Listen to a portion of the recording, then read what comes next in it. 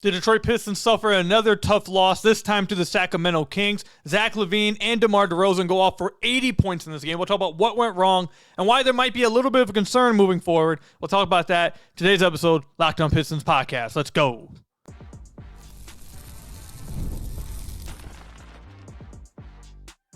You are Locked On Pistons, your daily Detroit Pistons podcast, part of the Locked On Podcast Network, your team every day. What's the deal? Welcome back to another episode of the Locked On Pistons podcast. Per usual, I am your host, Koo Cahill. You can find me over on Twitter at Koo Cahill. I want to thank you guys for making Locked On Pistons your first listen of every single day. We are free and available on all your podcast platforms. If you haven't already, head to the YouTube channel at Locked On Pistons. Hit that subscribe button or leave us a 5-star review on whatever podcast platform you're listening to this on. And today's episode is brought to you by FanDuel. Right now, new customers can get $250 in bonus bets when your first $5 bet wins. Later on, we'll be talking about Tobias Harris being desperately missed by the Detroit Pistons. Also, is there reason to be concerned about the Pistons moving forward? We'll talk about that a little later, but before we get into the episode, make sure you guys are heading over to LockedOnDaily.com and typing in your email to get a Locked On Pistons daily newsletter every single day with your podcast daily. Also, if you want to check out the Substack, where I just wrote another article about how Ausar Thompson is playing much more like himself after there were some brief concerns about some of his play last month. And then also, if you want to join us and watch the Pistons game, every single game with me and the rest of the fan base, I'll link the playback room down below for you as well. But let's go ahead and get into this loss. The Detroit Pistons suffer another loss to the Sacramento Kings, 127-117. Zach LaVine went off for 43 points in this game, and DeMar DeRozan went off for 37. DeMar shot 14 of 26. Zach LaVine shot 16 of 28. Those guys murdered the Pistons, just absolutely killed them. There's multiple reasons for this. Like, for example, Schroeder was, on numerous possessions was having to guard Zach LaVine. Numerous possessions having to guard DeMar DeRozan. Ausar Thompson got into foul trouble after having a really good first half, got into foul trouble. Jalen Duren barely even played 20 minutes, was 4 seconds shy of 20 minutes, and played... and had 5 fouls, So he wasn't able to impact the game much. Ausar wasn't on the floor as long as you probably would have liked him to, even though he played 29 minutes. And there were some coaching decisions that I think were questionable. I think they're missing Tobias, but we're going to talk about that a little bit later. But, like, for example, playing THJ 35 minutes and Ron Holland 15 minutes when you are undersized and you need defenders on the floor, and the other team's wing guys are absolutely murdering you, I would say probably wasn't the right move. I would have played Ron Holland a little bit more. I would have played him more, taking a lot of THA's minutes, maybe even Schroeder's minutes away to play Ron Holland, simply because you're having those guys guard players that they just can't guard. And the eye test matches the single game plus minus. Ausar Thompson was a plus 13. Ron Holland was a plus 8. The worst plus minus in this game for the Pistons, Schroeder, minus 19, and THJ, minus 17. Now, THJ had 19 points and 15 shots, which isn't the most efficient game, but he made 4 threes. Schroeder didn't have a good game, shot 1 of 4 from the field, didn't really impact the game much, but it's not even about the offense. Again, the reason why they were so bad on the floor is because you're having them guard guys they have no business guarding. And part of the reason why they're having to guard them like this is because Tobias Harris was out, and now Ausar is having to play the 4 position, which means Ausar can't guard DeMar DeRozan. He can't guard Zach LaVine. Or you're going to put a small guard on Trey Lyles, and he may just kill you on the glass. So it was a tough matchup for the Pistons tonight. And despite this, they had a large lead at the end of the first half, and really just squandered it away. They did not play well enough to win in this second half. They lost lack of focus. Did not play good defense at all.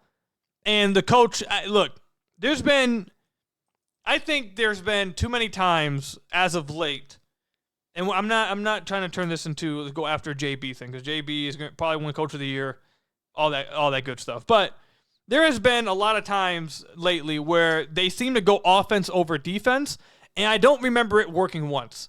This team is where they're at because they're great on defense. This team is where they're at because they get out in transition. There's no amount of offense that you're going to put on this floor that's going to turn them into a top 5 half-court offense. That's not where they thrive. That's not where they're going to be good at. That's not how they're going to beat teams. They're going to beat teams by getting stops and running in transition, forcing turnovers and running in fast break. That's how they've dominated over the last 3 months. That's why they are the 6th seed and why they're going to avoid the play-in, because they're a good defensive team that gets out and runs. And when you play lineups like they played at the middle way of this fourth quarter of Dennis Schroeder, THJ, and Malik Beasley all at the same time, you're basically forfeiting defense. And that's when the Kings lead ballooned up to 7 points. The Pistons had a 2-point lead at one point, and this lead ballooned up to 7 points, and the momentum had completely changed over to the Kings' direction because the Pistons were playing non-defensive lineups. I don't feel like this ever worked for the Pistons to play non-defensive lineups. Now, they were missing, obviously, like I said, Tobias, which makes it tough, and the foul trouble does make it hard as well to do so. But with the foul trouble, I forget what head coach spoke about this. It was, I really wish I remember which coach it was. It was after they had gotten fired. They were on like ESPN, TNT, something. They were on some sports network talking about this. But anyways, the point is that they talked about how if you're just going to if your player's going to pick up the 4th foul in the 3rd quarter, and then you're just not going to play them until like the 6-minute mark of the 4th, they might as well have fouled out the game because you're fouling them out yourself. At a certain point, there can't be. This team obviously desperately needed a star on the floor. And you almost would rather him foul out the game than him sit on the bench with 4 fouls because you don't want him to pick up the 5th. You get 6 fouls for a reason. And if the team is struggling this bad defensively, I understand it's a slippery slope to mess with, but it does feel like they're a little bit too conservative with the fouls. When you pick up your 4th, they just immediately sit for a long time, and in that time, they just get obliterated on the floor. So this was a tough matchup for the Pistons without Tobias. They didn't have the size at all to match up with Sacramento, which was also the problem last game as well against the Grizzlies. They didn't have the size to match up against them. They didn't have the size to match up against the Kings. So it is what it is. You would have liked to see them definitely win this game, especially if you want to play the Pacers in the first round, because now they're really starting to fall behind the Bucks. Now they do end the season with 2 straight games against the Bucks, which really could tell the season if the Bucks lose one of their next 2 games. This could mean nothing if the Pistons lose the next game again and the Bucks win 2 in a row. The Bucks will still win out and end up with the 5th seed no matter what happens in the final 2 games, which is why this game was so important if you wanted to play Indiana in the playoffs. But Cade had a good game. He woke up in the second quarter, or not second quarter. He woke up in the 3rd quarter, started to play really well, shot 13 of 21 from the field, 8 of 11 from the free throw line, 35 points, missed too many free throws. He needs to make all his free throws. He's been not struggling. He's been a little bit rusty since returning, which is no big deal in that department because you just want him to get his legs back underneath him and get back to full strength and feeling good heading into the playoffs once they get there. Usually these last few games to knock off that rust and start playing well. So as long as, and he did look a lot better in the second half, looked like Cade. So it seems like he's starting to knock off all of that rust. So he should be fine in the playoffs. But outside of that, this is all a story that was written by the defense. The defense wasn't good enough at all, and they had no chance if they were going to guard DeMar DeRozan and Zach LaVine with the guys they were guarding them with. I mean, this was probably some of the easiest points. This is probably the easiest 37 and 43 points the DeMar DeRozan and Zach LaVine had this year, which is tough hearing. So let me know in the comment section down below or over on Twitter @Kukil how you guys feel about this game and whether you're concerned a little bit about this game and the Pistons moving forward. Later on in the podcast, we'll talk about why I believe that there should be a little bit of concern for the Pistons moving forward. Actually, you know what? We're going to call it audible. We'll save why Tobias is missed until the end of the podcast. We're going to switch the topics up. Next segment is going to be why I believe there should be a little bit of concern with the Pistons moving forward. We'll talk about why coming up. Ever check your bank account and wonder, where did all my money go? Between dining out, online shopping, and entertainment, it's easy to lose track. That's where Monarch Money comes in, your personal CFO giving you full visibility and control of your finances. Monarch Money isn't just a budgeting app, it's a complete financial command center. You can track all your accounts, investments, and spending all in one place. So you stop just managing your money and start building wealth. Instead of juggling multiple apps, you can use Monarch to check your finances, track spending, and even plan long-term goals. Managing money with your partner is smoother than ever. You can track shared and personal accounts, set goals, and stay on the same page without the stress. Take control of your finances with Monarch Money. Use code LOCKEDONNBA at monarchmoney.com for 50% off your first year. That's monarchmoney.com, code LOCKEDONNBA for half off your first year with Monarch Money. So I want to thank you guys again for making Locked On Pistons your first listen of every single day. We are free and available on all your podcast platforms. If you haven't already, head to the YouTube channel at Locked On Pistons. Hit that subscribe button or leave us a 5-star review, whatever podcast platform you're listening to us on. Go to LockedOnDaily.com, type in your email, get a daily Locked On Pistons newsletter along with your Locked On Pistons daily podcast. Hit the Substack up down below, see all the articles and film breakdowns we have going on over there. And then also, if you want to be a part of the playback room and watch all the Pistons games with me and the rest of the Pistons fan base, I'll link that down below for you guys as well. And again, thank you guys for being everyday listeners. All right. Like I said, we did called an audible in the middle of the podcast. We'll save the Tobias episode or the Tobias segment until the end of the podcast. But I want to get into why there should be a little bit of concern, or at least I have a little bit of a concern for the Detroit Pistons heading into the playoffs. And let me make this clear right out the gate. I already know where people's heads are going. This has nothing to do so much, or let me not say nothing, but it's not as much about wins and losses. That's not the concern with the Pistons. And simply, because I know the answer, the response to this is going to be, without hearing the argument, is going to be, oh, they're the 6th seed. They already know they're making the playoffs. It doesn't matter. It's just about playoff positioning. Who cares who they play? It doesn't matter if they lose these games. Well, I don't believe that's the case at all. You do not want to go into the playoffs on a losing streak. You do not want going into the playoffs not feeling good. You don't want to go into the playoffs, again, like I said, on a major losing streak, but also not playing very well.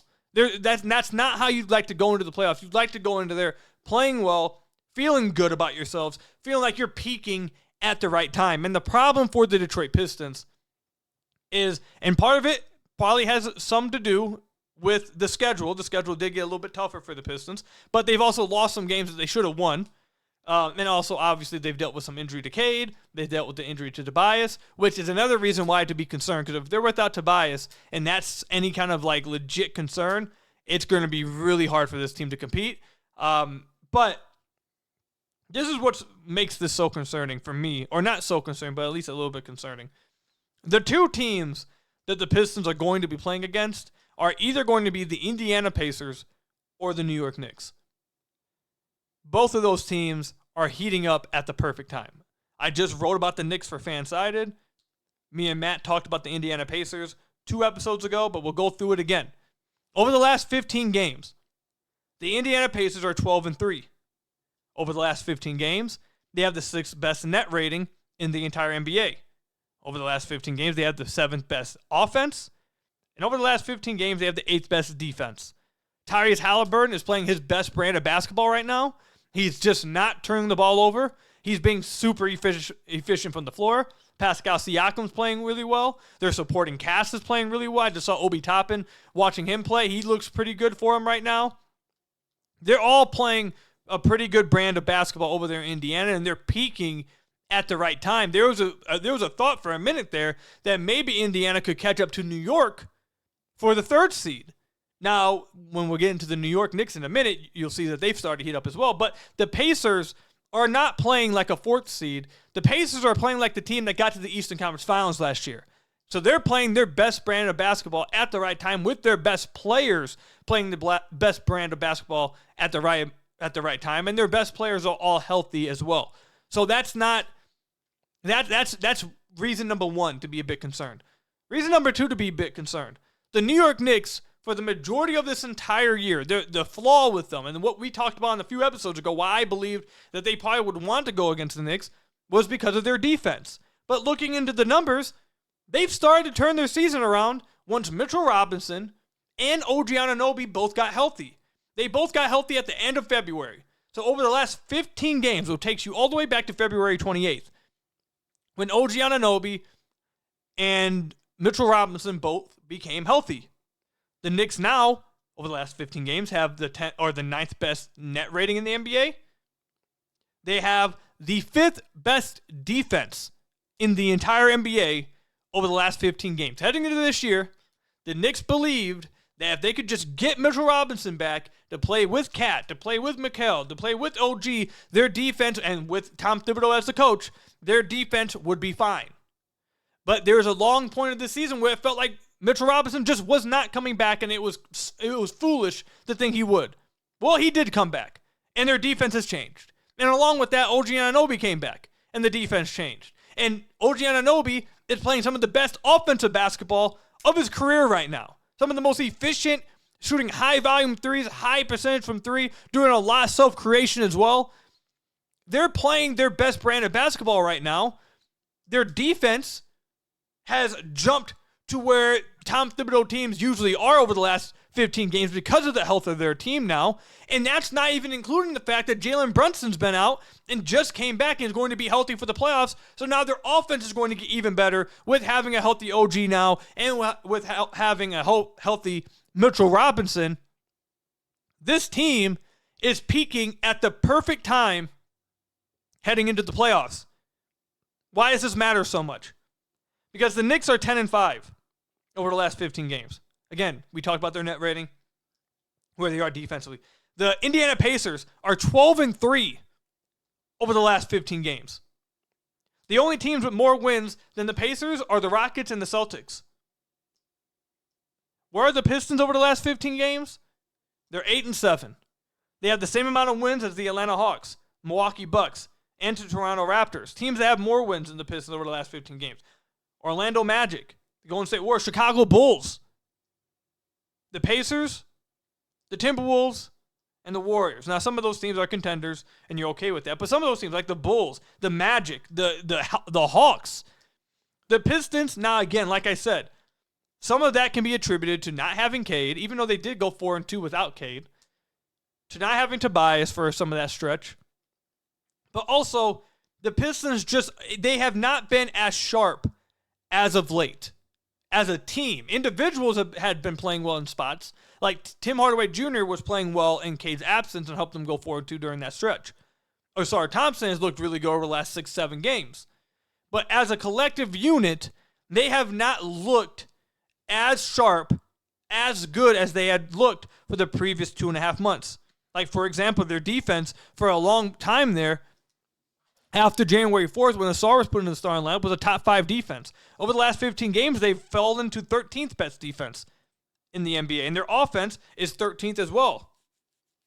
So the Pistons, look, I'm not saying the ceiling's falling. I'm not saying the sky's falling. That's a better saying there. I'm not saying the sky's falling. What I am saying is it is a bit concerning for me that the two teams that the Pistons will be going against are now fully healthy, are now playing their best brand of basketball of the entire season. Both those teams will have home court advantage. And at the same time, the Pistons aren't as healthy as either of those teams. They haven't been as healthy as they have been throughout the whole year. Cade's still knocking off some of the rust. They don't have Tobias, and they're just not playing their best brand of basketball these last few games. And they only have 3 games left to wrap up the season.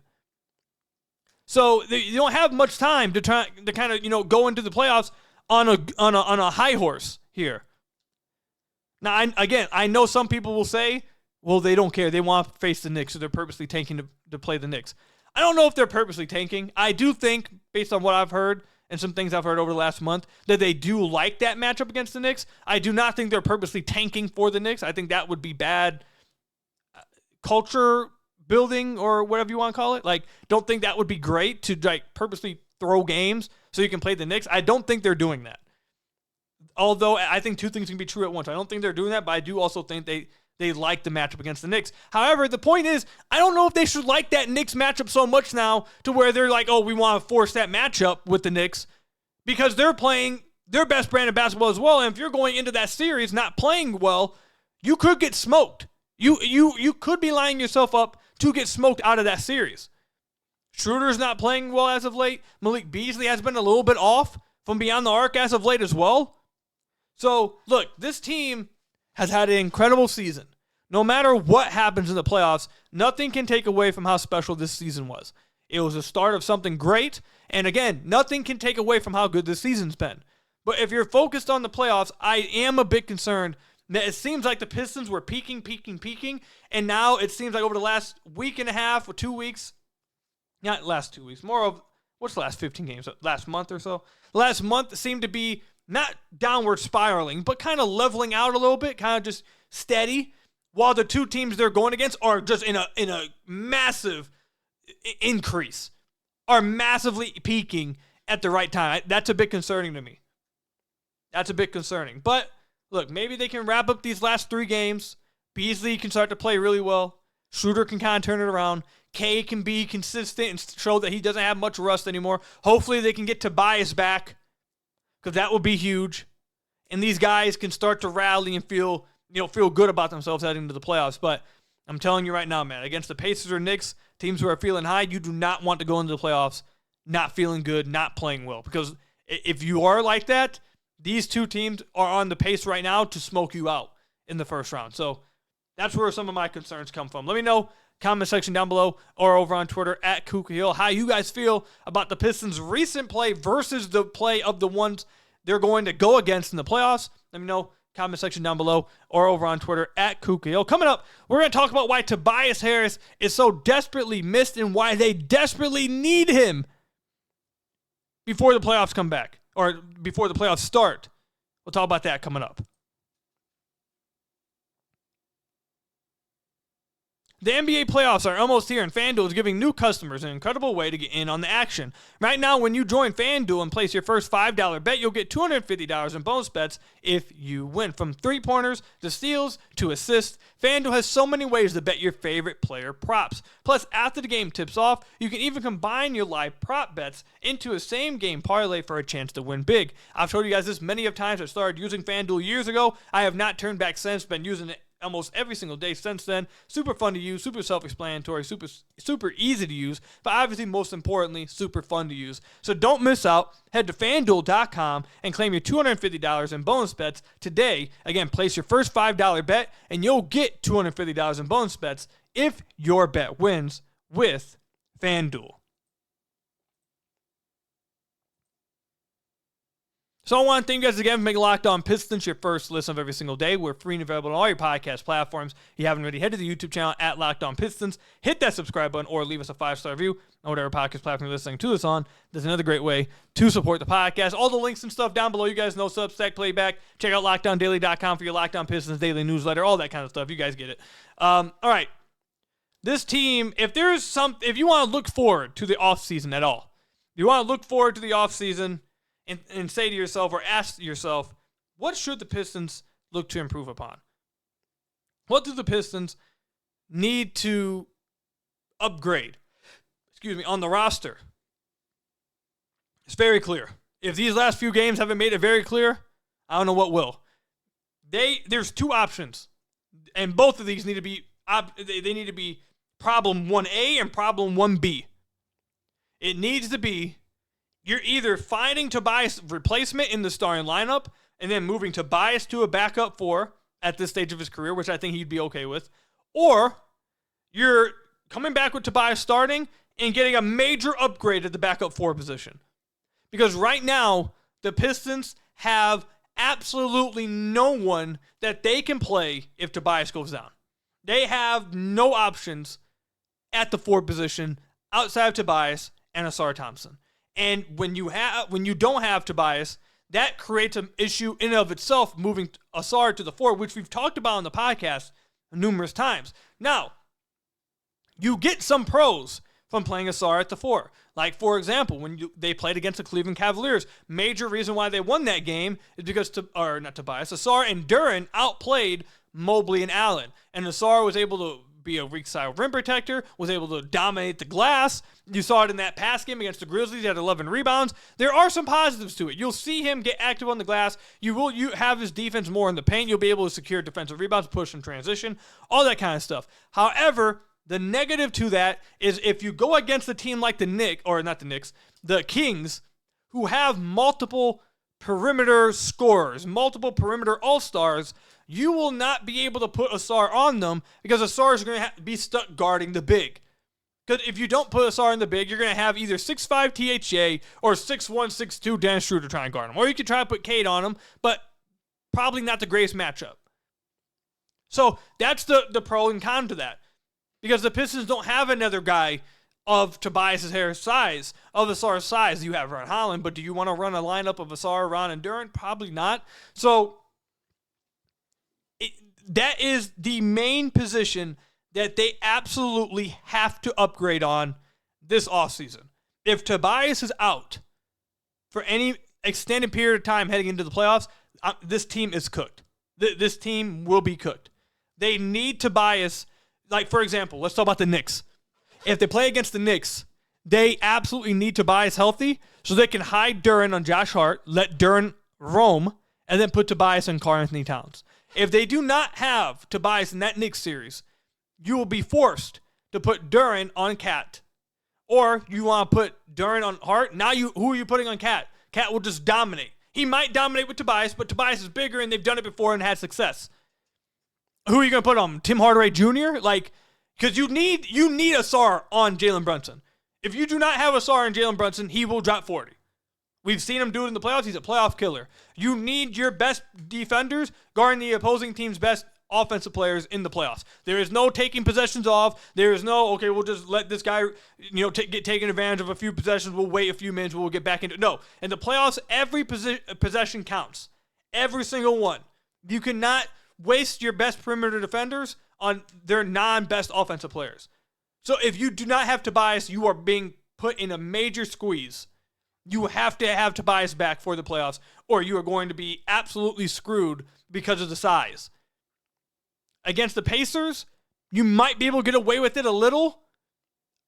Even still, the Pacers present a different issue where if you put Asar on Halley, who's guarding Siakam at that point, and if you put Asar on Siakam, is he strong enough to match up with Siakam, and will Halley go off? That's a bigger concern. And I don't think I want to correct myself. Actually, a few episodes ago, I thought the Pistons were going to get this fifth seed locked up because I did not believe the Bucks would be able to hold on. And I thought the Pistons would win some of these games. The Pistons have not won some of these games. The Bucks instead have had Giannis go absolutely berserk and win them a few games. And now it looks like almost for certain the Pistons will be the sixth seed. So if they go against the Knicks, they need Tobias so they can run that defensive game plan. And going into the offseason, they have to find somebody. They have to do something. Because you cannot have this issue. Even if you want to run, even if you want to say, okay, we like Asar at the 4, let's put him at the 4 position. Even if you want to say that, which I don't think they are, and I'm not saying, I don't think many people are saying, but even if you want to say that, you need someone with size then next to Asar. So Asar can have the option. The coaching staff has the option to put Asar on the perimeter and have that guy with bigger size guard the bigger guy down low. You can't go out there with Asar, Duren, and then Schroeder, who's 6'2", 6'3", and THJ, who's 6'5". You're just cooked. It's not going to happen. You can't do it against these teams with size on the wings and size in positional size versatility. You're not going to be able to get away with it. Tobias, his presence has been desperately missed because of this reason. They got destroyed in the glass against the Grizzlies. If they could have run Stu, Tobias, and a SAR lineup, they would have been much better. You would have had a lot more size in that matchup, especially with Cade coming back. The smallest guy on the floor would have been Beasley or THJ. Okay, you deal with that. In this game, you would have been able to run Duren, Tobias, Asar like you always have. You would have been able to put Asar on either DeRozan or Levine. You maybe could have put Asar on Levine, put Cade on DeRozan, and then put Tobias on Lyles, put Duren on the center, and then put whoever the off guard is, whether it's THJ, Malik Beasley, Schroeder, whatever, on Carter. They have options with their defensive game plan when they have Tobias. When they don't have Tobias, it's completely cooked. They don't have another 4 on the roster. And a large part of this does have to do with the fact that Fontecchio has been really bad. I'm sure they expected Simone Fontecchio to help out in this regard, but he has been really bad. He's been really bad. And I said Carter, my fault. I meant Keon Ellis, who you could have put Shooter on. Fontecchio has been really bad. He only played 8 minutes in this game and played horribly. They don't want to run Ron, Asar, Duren lineups, which I get because then you're just having too much non-shooting. I understand that. I mean, maybe you can experiment with Stu and Duren, but that's not we've seen that before over the last few years. It doesn't work. You don't want that to happen. So they need an actual 4. They need multiple 4s in this team. They need to upgrade from Paul Reed probably. They need to upgrade from Simone Fontecchio in the offseason and get some guys that can play the 4. So if Tobias does miss time, or even if you want to move Tobias to the backup lineup and have a better starting 4, you have that. But right now they only got 1, and when he's gone, it's insane. That's why his on-off is so crazy on the season, because his matchup or his backup that comes in is Simone Fontecchio, and they get killed in those minutes. So need to hope Tobias is coming back healthy. You absolutely have to hope Tobias is coming back healthy and will be back soon because they need him. They need him if they're going to compete in the playoffs. So let me know in the comment section down below or over on Twitter at Kuka How concerned are you about Tobias Harris returning? And do you think this is the main position they have to upgrade from in the offseason? Let me know comment section down below or over on Twitter at Kuka That's all I've got for you guys today. Thank you guys for making Locked On Pistons your first listen of every single day. Free and available on all your podcast platforms. All the links down below. Substack, Playback, you guys get it. LockedOnDaily.com. Type in your email for a Locked On Pistons daily newsletter. And until next time, I will see you guys later. Stay safe out there. Until next time, peace out.